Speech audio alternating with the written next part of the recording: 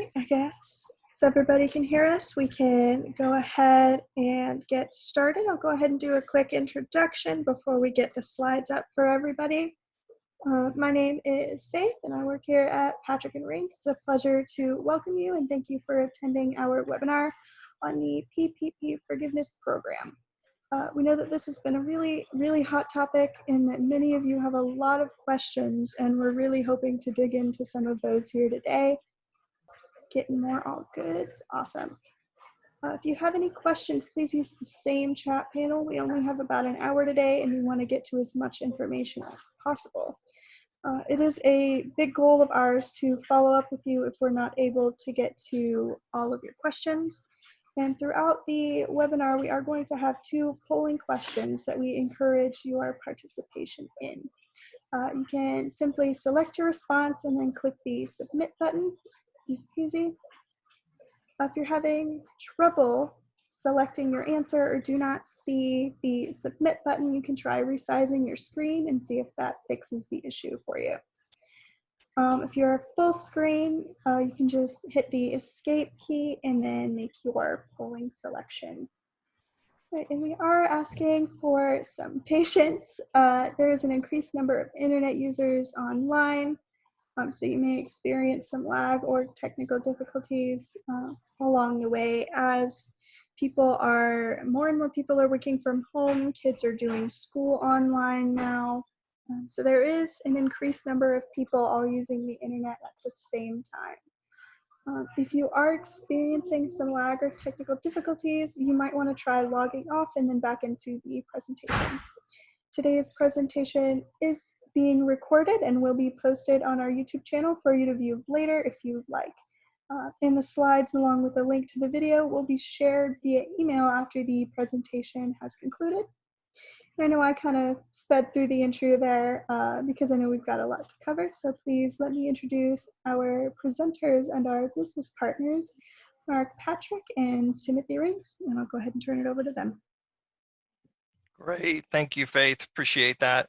Wanted to take an opportunity to welcome everybody, and by now you should be seeing my slides. That's interesting, bear with me.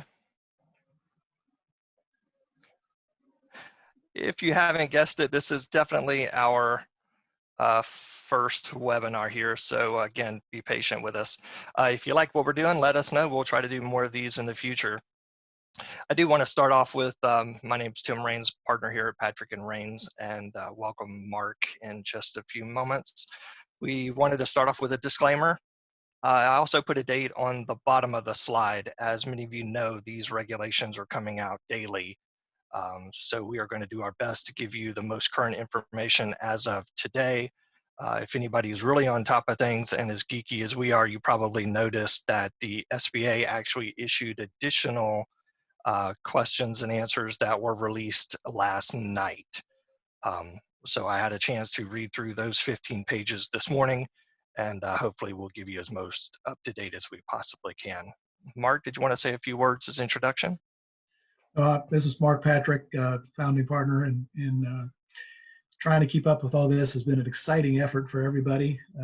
As Tim said, it's changing daily, changing hourly. And as recently as day before yesterday, there was a congressional letter saying that the intent of them about the taxability was not put into the regulations according to what the IRS and the U.S. Treasury has said. So we even have a dispute between the executive branch and the legislative branch over how to interpret this, and we're out here as lay people trying to figure it out. So it's been fun. It is always fun when you're dealing with Congress and a bunch of different agencies. So our goal today is to just give you a really brief introduction of what the CARES Act is, where we are now, what does the law itself say. I thought it was really important that you actually see the law, and I think you'll get a better appreciation of the confusion, and know that we're dealing with that same frustration that you are. And we're working through the confusion together. And then we want to spend the bulk of our time on the common questions. We have a couple of common questions that we geared up already. We've asked several of you to provide questions in advance, and we'll be answering some as we go. So Faith will be helping us moderate the chat panel and get as many questions as we can, and then give you a couple of tips on where you can go from here.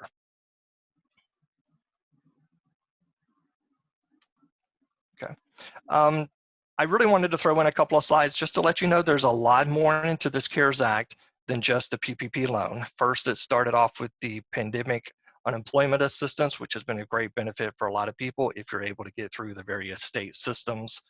Then it has a bulk of loan assistance regarding PPPs, the EIDL loans, and not as much talk is going on about some of the other SBA loan provisions that are out there. There's some grants that are available. If you have an existing SBA loan, there are some extensions and forgiveness periods there. That's worth looking into if you already have an SBA loan. And then I added the other key provisions. I'm not going to go through all these, but I just wanted you all to know there is a lot more into this law than meets the eye. So if you ever give me a thumbs up or leave us a comment in the chat if you'd like for us to have a whole nother session, maybe just on these other key provisions, which is the employee retention credit, the delay in some of the employer payment, payroll taxes. It includes the stimulus money, some of which has already been doled out, some of which is still hung up in limbo. Changes in some of the retirement plan distributions, some of the penalties are being waived during this unprecedented time period. Required minimum distributions have been delayed. It added the $300 credit for, a deduction for charitable. And then it also changed some of the caps from 30% to 50% and 60%. So a lot more going on in the provision than that. So let's talk about PPP and where we are now.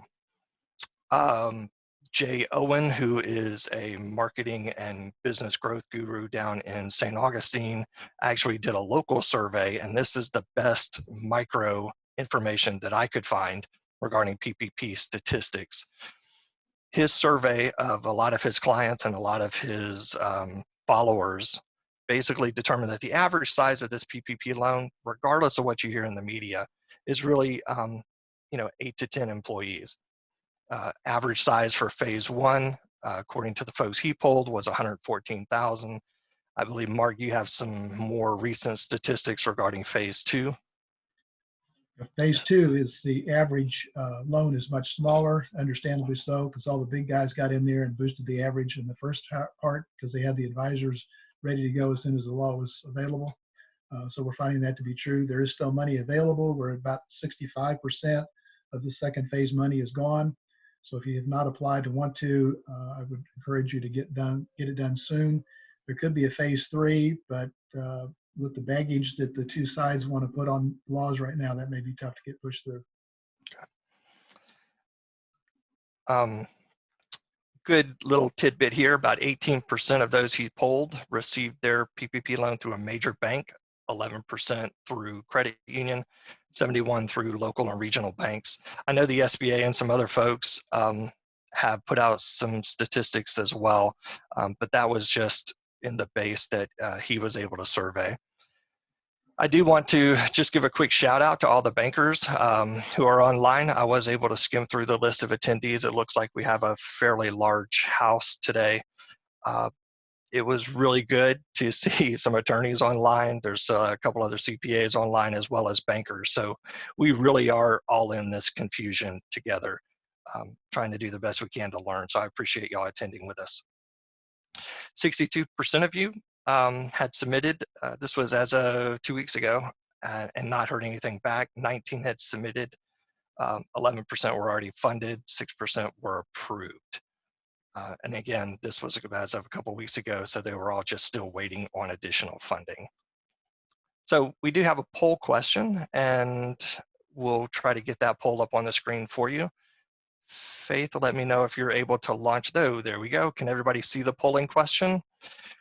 Where are you in your PPP loan status? 1, and we just want to try to get an idea where everybody is. We do not plan to apply for PPP loan. We plan to apply, but have not done so. We sent our package to the bank, but have not heard back. And we've been approved by the SBA, but not yet funded. And then we have our PPP money in the bank. So we'll just give you a couple of minutes to answer that polling question, just to let everybody know where we are as a group. Okay. Faith, maybe in about 2 or 3 seconds, you could go ahead and just share the results of that poll. And in the meanwhile, interrupt us if you can share that. In the meanwhile, let's move on. Here is what the law says. And I wanted to share this with you. Can everybody see the poll results now? We now have 3% of you do not plan to apply for a loan. 3% plan but have not done so yet. 13% sent the package to the bank but haven't heard back yet. 11% have been approved by the SBA but not yet funded. And actually 71% of you have money in the bank. So those are great statistics. It's good that a whole lot more people got funded in round 2 than round 1. Okay. So again, I wanted to include what the law says just as a reference. I don't want to go over every single one of these slides. I'd rather save that time for the specific question and answers you have. But if you ever wanted to go back to it, this is publicly available online. You can Google the CARES Act, and the forgiveness portion starts in section 1106. Again, it talks about what is a covered loan, what's a covered mortgage. And as we go through, it discusses covered period. It basically says 8 weeks. What a covered rent obligation is, and a covered utility payment. There is some ambiguity, so understanding that this is what the law says, not a lot of detail, so we have to go to other places to get more detailed information, and we do that through the SBA. Eligible recipient, expected forgiveness amounts. We're going to cover a little bit more of these in detail as we move along. 7A there talks about that illustrious payroll cost, what was included in that, what wasn't. As you can see, it just says payroll costs. So we were looking to the SBA as to what was in there and what wasn't. Covered utility payments. And then it does discuss, references you to more SBA rules regarding payroll costs. And the formula simply started off as payroll cost. Some of your included payroll cost, less your excluded payroll cost, gave you your payroll cost. That may have seemed pretty basic to Congress, but you and I both know that there's a lot of stuff going into payroll, more than just what comes out on a paycheck and what gets paid in taxes. So what gets forgiven?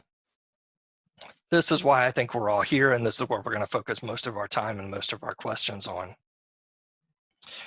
Permissible covered costs are the payroll cost, payment of any interest on any covered mortgage obligation, payment of any covered rent obligation, and any covered utility payment.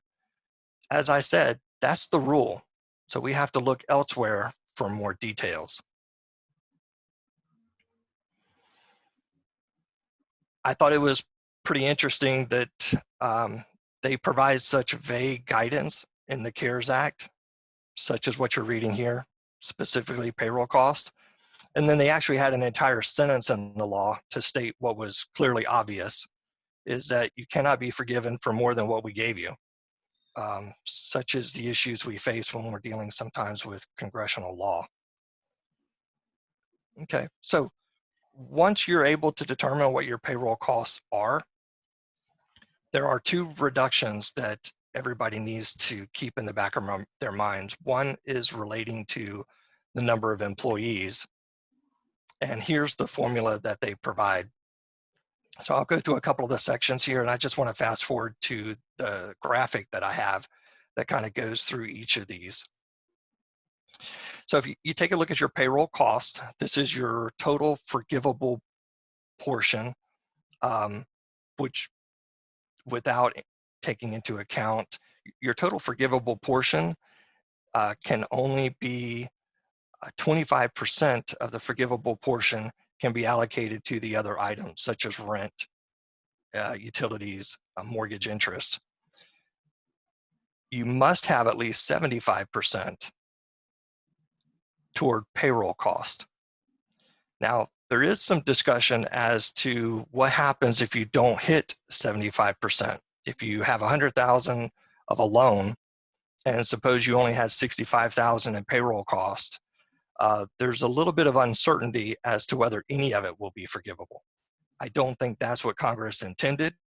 I'm sure we're going to have some tweaks going forward, but you really need to track these and watch these as we go, because you're going to take your payroll cost of 75% of your loan, and no more than 25% of your loan can be used for those other items. And then you take a look at your reductions. The first reduction has to do with the number of employees. Take your payroll cost, and you're going to multiply it by a factor of your average full-time equivalents per month during the 8 weeks beginning at loan origination. Keep in mind that the beginning point is the day you're funded. Okay, so you may have been approved by SBA. Your bank may have sent you an email. 3 or 4 days later, the money hits your account. The 8-week period begins the day the money hits your account. So you want to take a look at your average full-time equivalents. Now, I just showed you the law. Nowhere in the law does it discuss what a full-time equivalent is. So we're kind of stuck. Where do we go from there?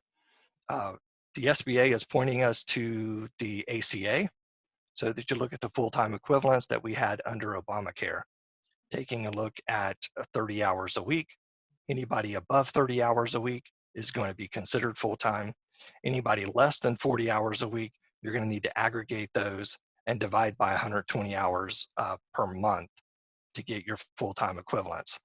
So you take your average full-time equivalents during those 8-week period, and you'll divide it by, and you have a couple of options here. For most of us who are not seasonal employers, you have 2 options for a denominator. Option 1, the average number of full-time equivalents per month between February 15th and June 30 of 19. Or option 2, which is your average full-time equivalents per month from January 1 of 2020 through February 29th of 2020. You get the option of using whichever number works best for you. So you want to calculate it both ways. If you're a seasonal employer, then you're looking at that third there, which is February through June of 19. Okay. I think we're covering most of that. I want to skip ahead to the reduction in wages. Another point here is the whole point of the loan and the act is to keep folks employed. So you cannot dip your payroll costs less than 75% of what they were before. So please keep that in mind. You want to try to spend at least that amount of money going forward. You can't lay everybody off and have 50% of payroll. If you do, then that's where these reduction formulas come into play. It's interesting and grateful that they made a specific mention here that tipped employees will be included in this. There is going to be an exemption for rehires. For example, if you are a restaurant client or another client where you've had to really reduce your workforce during the downturn, are you going to be penalized for those people? And really, in essence, the rule gets a little complicated here, and I've left that formula for you. Happy to answer it in the questions if there are any. But basically, taking a look at the time period from February 15th through 30 days past the act, which I believe is April 26th, if you have had to lay people off during that time period, you have until June 30 to rehire them without getting the penalty for reduction in salary, which sounds great. Everybody says, I'll just rehire everybody June 29th, and then I won't get a penalty for for not having the payroll. But if you're not paying the payroll, then your forgivable portion is already going to be reduced. So you want to, it's a poor strategy to say, I'm going to wait until June to rehire everybody, because then you wouldn't have paid any payroll and you'd have nothing to forgive. So be cautious about this provision. The point is to try to keep as many people hired as possible. You want to look at your formulas. You want to run some numbers to make sure your payroll is forgivable. Okay. There is going to be an application process for forgiveness. It's going to be basically up to each of the banks to provide what that process is. Each bank will be a little bit different, I'm sure, just as we all experienced when we were applying for the loan. But here are some of the basics. There's going to need to be documentation verifying the full-time equivalent employees. You can use things such as payroll taxes, state income tax filings, anything like that. You'll also need to provide canceled checks, payment receipt, bank accounts. If you've electronically paid payments, you'll need some documentation verifying those payments. Issues regarding covered mortgages. Obviously, you'll have a lease document or something to that effect. You need to prove that those covered expenses were in force on February 15th. That's pretty easy to do. You can show your JEA power bill before February, and you can show it after February. So those bills were in force. So it is a good idea. There is some housekeeping you can do now to go ahead and gather February JEA bill to prove that that was a pre-existing expense. There's also an issue where you'll need to make certification, and I know we have a lot of questions about that in the end, and we'll try to cover that in more detail. I know through the questions and answers, I'm going to consider Mark our resident expert on the certification process. But I also note there, number 4 here, any other documentation the administrator deems necessary. So that should be the big wake-up call for us to stay on top of this and to stay up to date on the SBA guidelines. Once we apply to the bank, we should be getting a response from them within 60 days. The lender has to tell us, yes, we're forgiving a part of this, or no, we're not. Not sure that I want to wait 60 days. So what can we do right now to help us make sure that we're in good shape for forgiveness? And now that kind of brings us to our common questions. Mark and I are going to kind of rapid fire these back and forth. And then while Mark is answering some of the questions, I'm going to be working with Faith on the chat to make sure we get some of those questions answered as well. So Mark, feel free to jump in anytime, and we'll kind of take these maybe every other one, or if you're going to the next question, then I'll check the chat panel. Okay, well, I'll maybe take a couple slides, and that'll give you time to think and look at the questions. Okay, first thing, accounting timeline, 8 weeks. That is 56 days, specifically 56 days. It's not 2 months, it's not anything else. So you have to look at that very carefully. Beginning, the first day is the day that your loan is funded. You don't know when that's going to be, so surprise, the gun went off and the race has started. So you have to look at that very closely.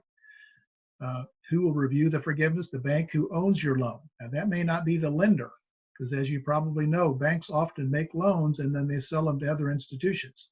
Our particular bank says they're going to keep all of them, but a lot of these banks put out a whole lot more loans than they are able to fund very easily. So they will be selling those to get money back in their reserves. Any loan in excess of $2 million is going to be audited. What does an audit mean? Well, we're going to talk about that in a little bit. We know exactly when those audits are going to be done, other than we know they'll be done before the end of the year. How detailed will they be? Who's going to do them? We'll have to see. But the U.S. Treasury will be doing the audits in excess of $2 million. The vast majority of the loans appear to be under $100,000. It's small business doing it. I've seen a few that are under $10,000. So everybody's got their scale and they'll get what they get. When will that happen? Within 60 days after you complete your 56 days. There's a lot of skepticism if that can happen, because as you probably know with your experience getting your loan approved, they were not staffed up to do this. And here we had their investment advisors and their loan processors and their clerks all doing this processing. And they're going to have to do the same thing on the backside. So they're not always accountants. So they may have to struggle a little bit. So we'll see if the 60 days actually happens, but we'll hopefully that's true. What are the terms if the loan is not forgiven? It's a 24-month loan starting from the closing date at 1% APR. The first payment is not due until the 7th month, but interest is going to accrue during that time. So you'll have to pay the interest if the loan is not forgiven for that first 6 months. There's no collateral involved. There's no personal guarantees involved. It's 100% SBA guaranteed. Some have asked about subordination. There's no subordination. But nevertheless, if you are someone where the financial statement working capital is very thin, this is going to be a loan on your books until the date that it's forgiven. So keep that in mind when you put that debt on your books. Do I need to segregate the proceeds of the loan? No, you don't. A lot of people are recommending that, if nothing else, but your personal budgeting, you can set the money aside and you know as you've used it up, much like a mortgage escrow. You set the money aside for specific expenses, and as you need them, you can transfer it out to cover your payroll and cover your allowable expenses and interest. We don't have, again, anything official on that, but there's nothing in the law that we've seen that indicates you have to segregate the money, just for your own personal accountability. So you ready to take one, Tim?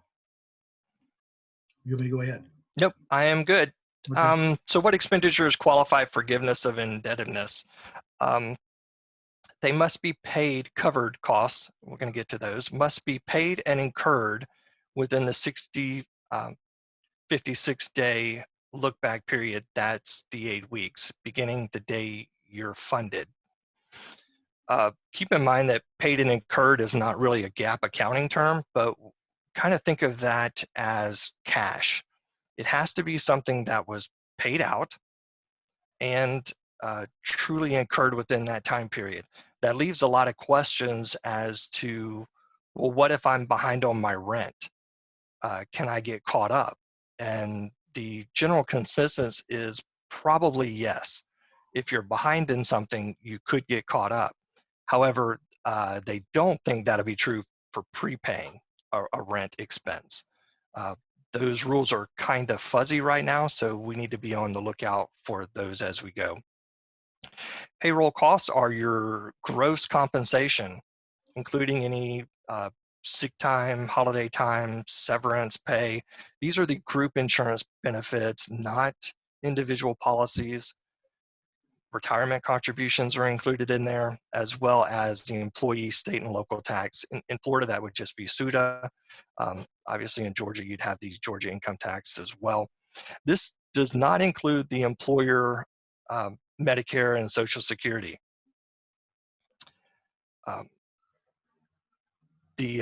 Keeping in mind that the payroll cost must be at least 75% of the total loan proceeds.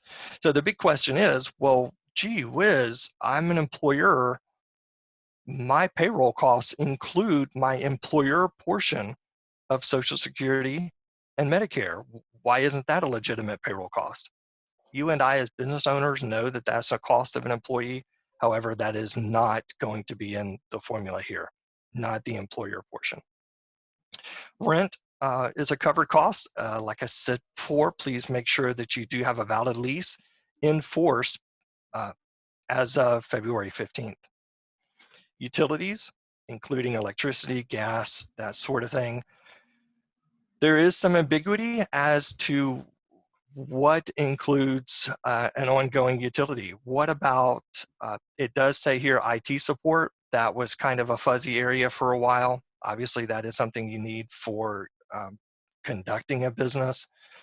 Be careful that you're not running out and adding a new cell phone plan if you never had one before or something like that. It must be a covered cost that was in force as of February 15th. Transportation costs, again, we have no real definition as to what that means. There's some ambiguity there. Mortgage interest for obligations that were enforced before February 15th. Interest on other debt obligations, that's kind of a fuzzy area as well. It was a number that was includable in the initial max loan calculation. We believe it's going to be includable in the forgiveness portion as well.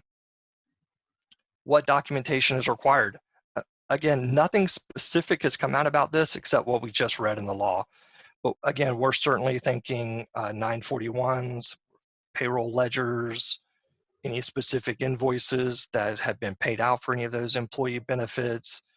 There is some discussion about what about a profit sharing plan contribution? How do we handle those? If we typically make a big bonus in December or a big profit sharing plan in December, can we accelerate that and go ahead and pay that during this period? I'm going to say yes, but with a caveat. I don't think you can fund the entire year worth of retirement benefits during this period. I think if you, for example, are a CPA firm and you typically pay bonuses after this busy season, then those, as long as they're reasonable and comparable, you would be able to include those as well. A big word of caution here about trying to give bonuses during this period just to inflate your payroll costs. If you can prove that that bonus was reasonable, it typically occurs during this time of year, and I think you're okay. If you've got a particular, maybe a store manager who's really stuck with you during the tough times, maybe they've skipped a couple of payments during this COVID-19 period, maybe an allowable bonus for them. But I would really be cautious that everything you do passes the smell test, that you have good documentation as to why you're presenting a bonus. Caution you against doubling an owner's salary, for example, just to make up payroll costs. So be careful there. If I can jump in there, Sure. there's pretty wide support from what I'm reading for bonuses for aggravation, hazard duty pay, because a lot of folks are dealing with extra expenses, extra aggravation, and that seems to be have wide support among the people we read. The full-time equivalent, again, the computation has been a little bit troublesome. Again, you look back to the old ACA rules. A lot of your payroll services are going to be handling this for you. So work with them on that. If you need specific help, again, look back to the ACA rules of the 30 hours, which I discussed a little earlier. Okay. This is sort of the same. Taking a look at the 8-week period, a lot of questions about when the average is going to occur. Is that a monthly average? Is that a weekly average? What is that? You want to look at the average using your current payroll cycle. If you pay people weekly, then you want to look at that full-time equivalent weekly. If you pay, biweekly, look at it biweekly. If you pay monthly, look at it monthly. So, Let me take this one. Sure, there's a lot of information here. Okay. I tried to make this as simple as possible, but it's not simple. So I apologize for that. A full-time equivalent is taking your part-time people and grouping them together to give them the equivalency as if they were full-time. Going the assumption that it's a 30-hour work week, which is the inference in the law, I do know, if you see the footnote at the bottom, Ashley Bell, who's the SBA Southeast representative, regional director for the SBA, has said he doesn't think that's going to matter. As long as you have a reasonable test, that's okay. But anybody over whatever threshold you use as full-time is going to be full-time. We do not count overtime hours in doing that average. So if they're full-time, they're full-time. If they're less than full-time, under that threshold of either 30 or 40 hours, then you have to group them together and divide by whatever their payroll cycle that you're calculating by to get them into an even number. So, and as Tim had said before, you can use a look back base of either January 1st, 2020 through February 29, 2020, or look back to last year of February 15th through June 30th of 19, whichever's better for you. If you're seasonal, you only have the choice of the second option. So moving that along. So once you determine what your fraction is, which is the 8 weeks of look back period divided by the pre-pandemic period, whichever one of those you choose, you come up with a percentage. So that's determined by that. So let's take an example. Suppose your payroll during the 8 weeks is $250,000. 8 weeks full-time equivalent is 20. Your pre-pandemic FTE is 25. That's 80%. So 80% of 250 is 200,000. So you have first of all determined if you're 75% of your loan value in gross payroll cost, and then you have to modify it by the FTE calculation to see whether that's needs to be adjusted down accordingly. Obviously, it's not going to be more than 100%. You're not going to be able to round it up, but you may have to round it down based on this adjustment of the percentage. So if it's still over 75% of the loan proceeds, then you're good. You'll be able to count it off. If it comes out to less than 75%, you need to think about how you're going to make this work. Again, we go back to the paid and incurred calculation. Some are suggesting they're actually going to do this on accrual by day. So if you had in our case, our payday was the day we got funded. So we can't count that, we don't think, because none of that was incurred as of that day. It was all incurred prior to that. So if we were to take the next payday, then we would have to take the ratio of days in and out. We don't think that they're going to expect that kind of complication because we don't know how to do that, and the banks aren't going to know how to do that. So we'll see how that goes. There's no FTE limits, the FTE limits are restored if you're greater than 75% by rehiring those people that you let go. But remember, you still got to meet the 75%. You still got to have the dollars during that period of time meet your 75% rule. You just don't have to do the adjustment of the FTE calculation. I know that's a whole lot of complication, and we can certainly help you with the details of that, but that lets you know the kind of data that you need to gather to get to this point.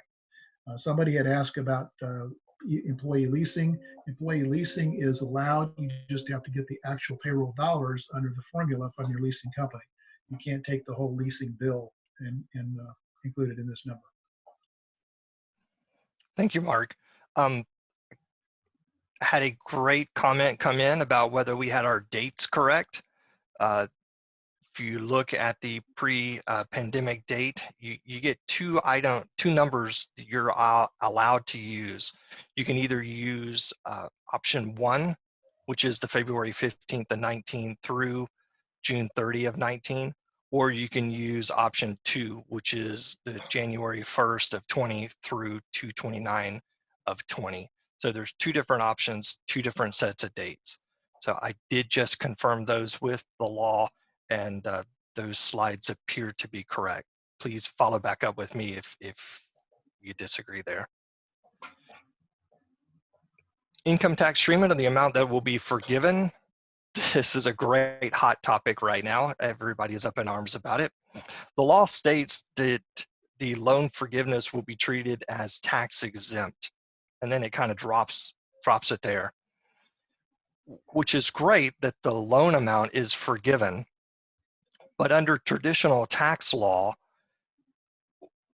when you receive tax-free funds, you're not permitted to take a deduction for the expenses that you use those tax-free funds to pay for.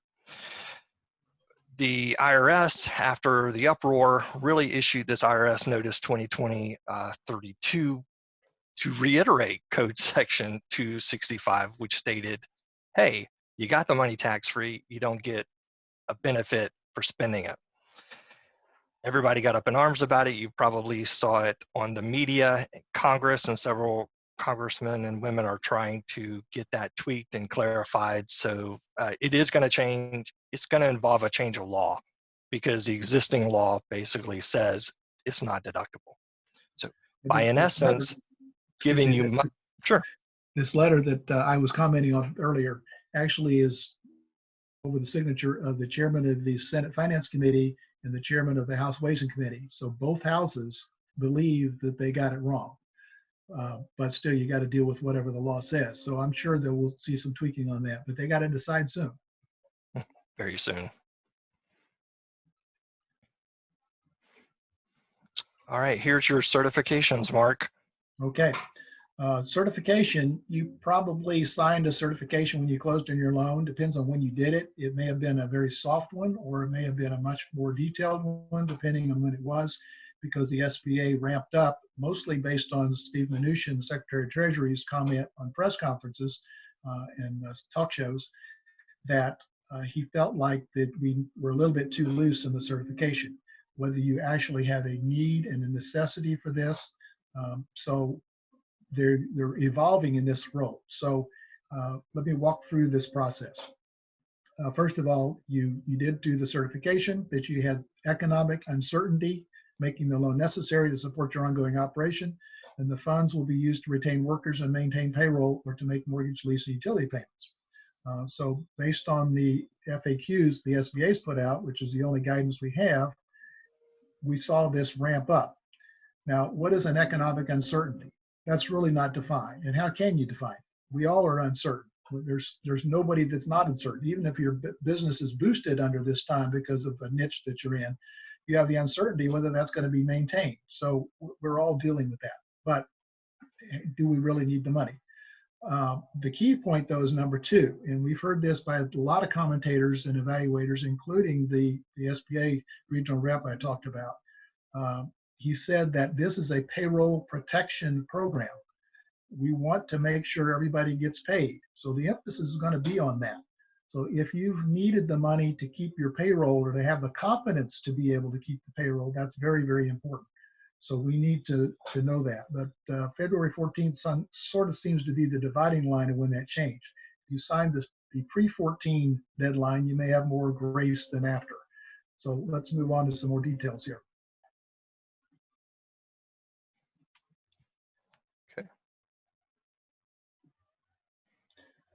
So you are also saying you have not and will not receive another loan under this program, meaning you're only entitled to one PPP loan. And if you had an idle EIDL loan previous to this or after this, I suppose could happen, they have to be coordinated. Generally, the recommendation was to roll the EIDL loan into the PPP loan, and the portion that is used under the grant would not be included on the PPP. Otherwise, you get two forgiveness amounts. So you cannot have more than one of these two loans in place, or they have to be coordinated. You will provide the lender documentation that provides the FTE equivalents, which we talked about, the dollar amounts of your payroll costs. All this documentation has got to be done. The covered mortgage interest and rent payments, covered utilities for 8 weeks after getting a loan. Of course, the transportation, the other items. All of that's going to be documented. So this will be not a whole lot different than what you get with an IRS audit. And it's going to be a correspondence audit. They're not going to come sit down with you. They're going to probably spend 15 minutes looking at a summary of what you provide because they got a ton of these to go through. But that's the kind of thing we're going to have to deal with.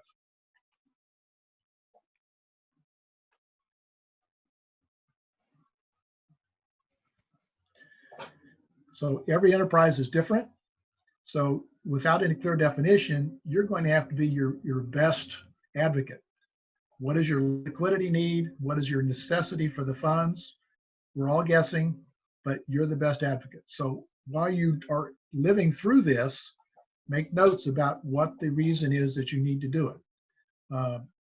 What is the risk for failing a yet to be determined test? We haven't seen any real penalty. Yes, there's some that are giving the money back, and that date has been moved from May 7th to May 14th if they are concerned that maybe they don't meet the test. But and the SBA is supposed to have some documentation out before that. But if it's the morning of the 14th, it's going to be very hard to react to that quickly. Each bar was funded at a different time, which I mentioned before. So you may or may not have different standards.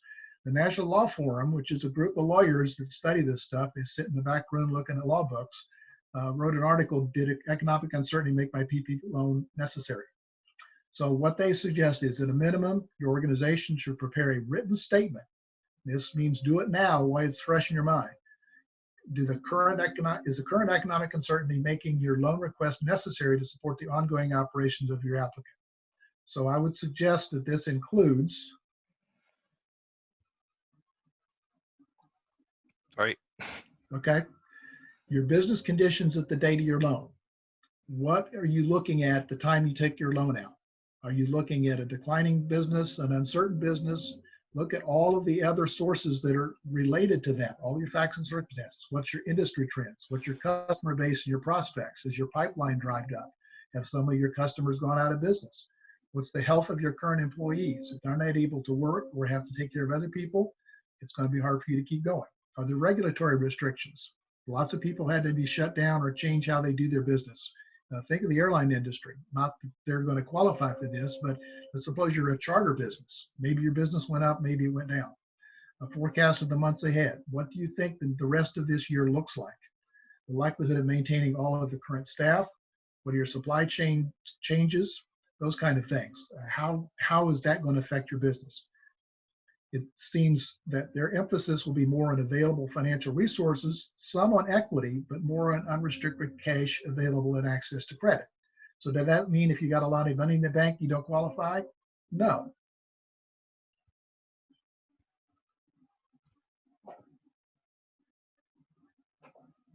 Next. You working on it? Oh, yep. Sorry, I thought that advanced. Okay. So they suggest, the national law firm suggests, look at the current and projected impact of COVID-19 to your business, uncertainties around these projections, including communication from customers or clients. Keep those documentation aside. Is the project been extended? Has it been canceled? Has it been accelerated? What the level of business you're going to have with your borrower in the respective economic conditions. Recent history of the business and its performance in the wake of other economic downturns. What other things have happened? What are your cash reserves, cash equivalents, your ability to access other sources of capital? So that would be lines of credit, personal loans that you may be able to make or willing to make. What are the terms and conditions of those resources? Now, sure, you can get a 25% credit card advance, but that's probably not prudent business. So that may not be the place to go. What's the current projected plans for retention and reduction of the workforce? Your payroll costs, again, that's very, very important. This is a payroll protection program. So we want to make sure that you have your people in place and paid. And the ability of a borrower to reinstate that workforce to pre-COVID levels. Obviously, a restaurant is not going to be able to do that because they can't serve as many people. There's more distancing in that regard. So you have to think about those conditions. That's an uncertainty that you cannot necessarily fund out of your own resources.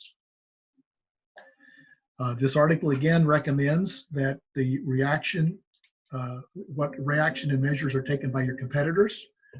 If others are doing things, it gives you a lot of comfort to know that you can do the same thing. Actions or measures that the borrower is considering or outright taken to address economic uncertainty outside the workforce and payroll reduction. Have you downsized, you consolidated? Have you had to serve your people on the front porch of your restaurant instead of inside? All those kind of things affect this. So we do concur with their recommendations. We've got some other ideas, but that is basically what you need to think about. You make your best strong case. You're the one that knows what your financial needs are, your sustaining power, your seasonality, how you're going to maintain your head count if you can. Do you have bank covenants? Do you have restrictions that the bank's going to have on the funds that you have? You can't spend your last dollar, you violate your current loan. You have bonding requirements if you're in the construction business. Are there regulatory limitations? There's going to be some industries a long time before they're going to be where they need to be. You have a trade organization, seek their assistance. They may have some ideas, and we can help you too. We're pretty creative at writing things. We argue cases against the IRS, so it's not a whole lot different than that. So if you need our help to put that document together, but do it now while you're still feeling this pain. This loan necessity certification, which is my term, was to have been made in good faith. So this is written work product that needs to be saved. Look at that loan document. What did you say or what did you agree to in that bottom line there? You're your own best advocate. So you're going to have to argue your case. You can have people help you, but you're the one that knows best what you're dealing with. So keep in mind that a lot of that certification was, we always had a certification on the loan document. It was a 1 or 2 sentences on your loan application, but the bulk of this is the result of all the uproar of the Ruth Chris's of the world who received a lot of funding under the law as it was written. And now the SBA is kind of saying, well, wait a minute, we should have clarified what we really, really meant here. So with that in mind, there's a couple places that I would want to point you to for more information. I originally had a list of 10 or 12 sources that we use and that we're constantly reading daily about this. I know that Mark has probably had 20, 30 hours of continuing education courses on this over the last month or so. I've had at least that many.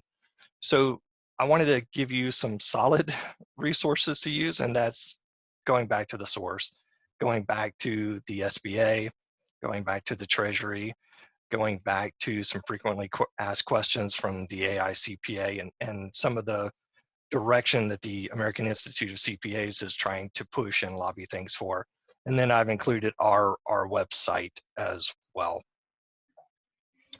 Couple of things that we really encourage you to do now. I think Mark and I have covered these. Go ahead and document your certification now while it's fresh in your mind. Go ahead and think through what you're living through, what you're enduring right now. Go ahead and document what your current conditions of your staff are. You know, maybe some of them can't come to work because of their personal issues. Go ahead and document those while it's fresh. Go ahead and begin gathering all the lease agreements, your mortgage documents, the evidence of your utilities and your other covered expenses. You have to prove that those were in effect before February 15th. So go ahead and dig those up now and have those ready and waiting to go. Your banker is really going to appreciate you if you can gather all the documents together, be organized, work with an accountant, or have your ducks in a row. They're going through just as much stress as we are right now and as you are, trying to keep things afloat. So keep your banker on your good side. Go ahead and develop a system for tracking the PPP expenses. Again, we mentioned a lot of some banks, as well as we're hearing a lot of feedback from others about, well, maybe I should segregate this into a separate account. I don't think that's required. It may add a level of complexity to what you're already doing in your accounting system. But at a minimum, I think you need an Excel spreadsheet detailing out each of these expenses and categorizing them properly, tracking what has been spent during for you in the loan forgiveness portion. Saving the canceled checks, making sure you have a system of either PDF or some sort of document management system to track the payroll and invoices all in one place. If you have any more questions, I'm gonna switch over to the Google Doc where Faith has been kind of compiling all the questions coming in on the chat panel.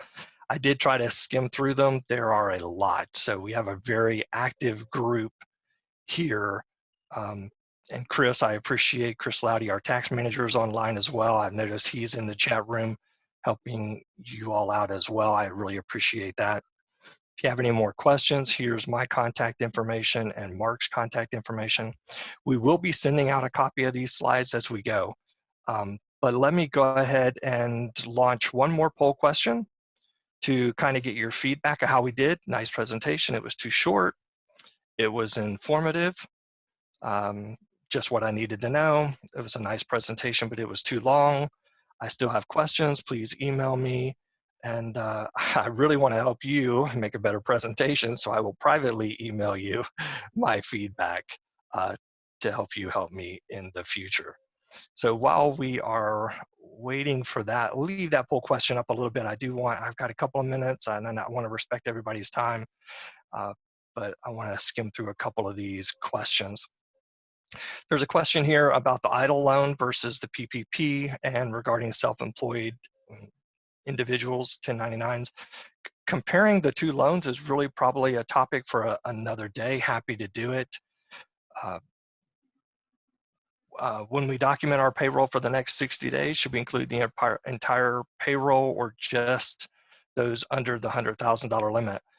Great question. Please keep in mind that those folks in the $100,000 or above category, you're only permitted to include the $15,385 during the 8-week period. A lot of people say, well, that's not 2 weeks of 100. How are you doing your math? The guidance is actually aiming us toward 8 divided by 52. Take 8 weeks divided by 52 with a $100,000 person. That's the $15,385. And I think the SBA has agreed to that in their frequently asked question number 7. But what you do get to do, that's just the payroll portion. you do get to add on top of that the benefits of that higher paid person. So keep that in mind too. We've covered what documentation you may need. Question is, what about the owner? Can the owner be paid out of some of these funds? Yes, if they're W-2 and they're reasonable. For now, this is not any K-1 distributions or anything like that. This is called the Paycheck Protection Program for a reason. We need There to be was a careful. question about self-employed individuals. And best I can tell, you're going to use the 2019 average net income, and that's what you're entitled to be covered for during the 8-week period. My own son's in that situation, so I've done some reading about it. So if your average was $2,000 a month last year, then you can do $2,000. Well, you should do it by days, but equivalent to would be $2,000 for the 2 8-week periods. Yeah, so self-employed folks would be looking at their Schedule C and For using that self-employed number. Right. Will commissions and bonus be eligible for forgiveness under the 75%? There is some uncertainty around this topic. In general, the answer is yes. Again, if those bonuses, commissions are commissions, they happen when they happen. But things such as bonuses, we really want to be careful that they are a reasonable bonus that would have occurred during this time period. Like Mark mentioned, there is some allowable aggravation. Like I said, if you had a manager who stuck with you and maybe skipped a couple of payments, and now you want to help them out a little bit. Really appreciate the feedback from the poll. 67% of you said we were right on topic. A couple of you said we were too short. One of you said we were too long, but really appreciate the feedback. Happy to follow up with everybody. I will stay on just a little bit longer. Feel free to drop off now if none of this interests you, but I want to go through some of the more questions, and Mark, I hope you have a couple more minutes. We'll just Sure. read through some of these. Mm-hmm. What do I do when the bank keeps asking me for forms that I've already sent them? Welcome to our world. The banks were permitted under the SBA to kind of handle this process. That's why a lot of the banks were a little hesitant to get rolling. They really needed to know what they were jumping into. So they were able to establish their own criteria. They could even set up their own portals, their own document system. Some of them worked well and some of them didn't, but that's okay. We're all in this together. We've actually seen some clients change banks in order to get funding, and were funded under a different bank. So just be patient with the banks, get one that's willing to work with you as you move forward. And someone was asking about aligning the payroll cycles to get the dollars in where you need to be. And some have recommended that you actually change your payroll cycle in order to get that last payday on the last day of the 56 days.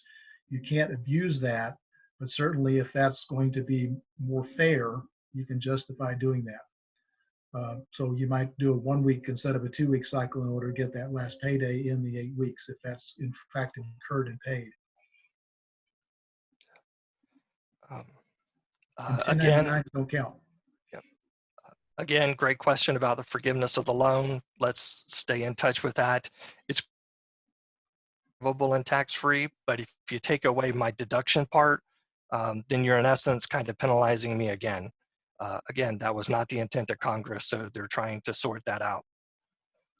Does all payroll have to be on W-2? I didn't quite understand that question, but it's 1099s, I'm sure. Yeah, and 1099s would not be includable in that. K-1 distributions would not be includable in that. Those folks really should have gone out and gotten their own PPP loan. Same question about the bonuses. Appreciate that. I think we've covered it. The SBA has extended the deadline to repay the loan. If you now think under the rules as we know them now that you didn't qualify, you had until the 5th to repay it. The SBA has extended that. You now have until the 14th. We are still expecting some pretty good rule changes over the next couple of days so that those folks who are maybe on the borderline can return the money. Had an interesting referral from an attorney, client out at the beach. had gotten $160-something thousand loan funded within a few days of the whole process opening up. Now realizing everybody's a 1099 and they really don't qualify for this money. How do you give it back? They called a couple of weeks ago, really panicked about, not wanting to go to jail over it. The banks and the SBA now has a process to getting that money back, turning it back in.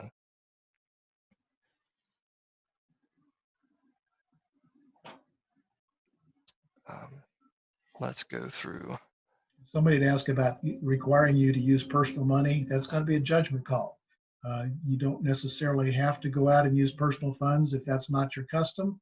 But we don't know. We don't have firm rules, but we need to look at all the resources you have. What is your normal custom? What is the demands on the business and your expectation, and make your case.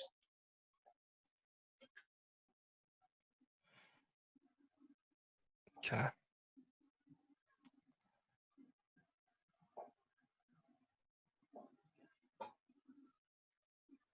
Again, the 8-week period starts the date the money hits your account.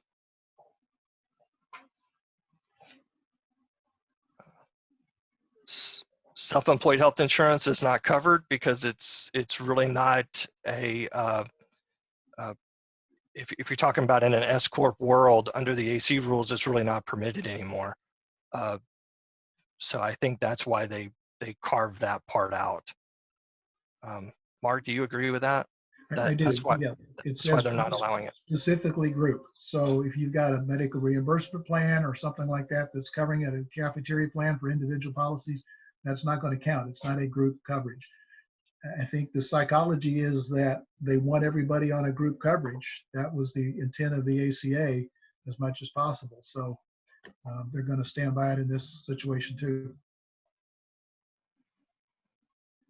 Would office condo association dues still be included in the forgiveness portion? I think the answer there is yes. There have been some discussion about that. I think that depends. If you own your property and have to pay that, I don't think it'd be includable. Mm-hmm. If it's required under your lease to pay it, I think it would. CAM charges and such as that. Correct. Sorry to interrupt. No. Good clarification there. Mm-hmm.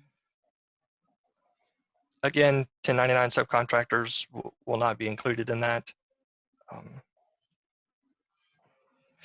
The great question here about restaurants. We know that restaurants are going to be slow to come back online. Some of them here in Jacksonville are coming on board at 25% and then 50%. There is really a big push to extend the 8-week provision. AICPA is on board with that. National Restaurant Association's on board with that. Steve Mnuchin actually mentioned that yesterday or the day before in a press conference. His stance is that the Treasury cannot change that rule. So I think you're going to see Congress step up and try to extend that 8-week period, especially for these restaurants who can't get fully in force within 8 weeks. I've even seen comments that you may be able to select the 8 weeks instead of making it mandatory in the date of the funding, just because some are still not allowed to hire folks back and do anything. So that would be interesting as long as you get it in before the end of June. Somebody was asking about if you let somebody go and you try to bring them back and they don't want to come back. This is not name specific. This is based on head count. So if Johnny doesn't want to come back and Susie is a good replacement, Susie's dollars will count if you get them back in place. All right, well, I think that is a good place there to pause. We still have a lot of questions in the chat, which we're slowly going to get to, but I want to go ahead and end the presentation now. Thank everyone for attending. This was our first go at it, so we appreciate the feedback. Let us know how we're doing. Want to encourage you to check us out on YouTube. We are going to share these slides with everybody. That's why we tried to make them as detailed as possible. We're going to share the slides out with everyone via email. The video presentation itself, we're going to do our best to get that onto YouTube. In the meanwhile, check out our channel, CPA Minute. And we appreciate your attendance today. Thank you very much. Thank you. Appreciate it.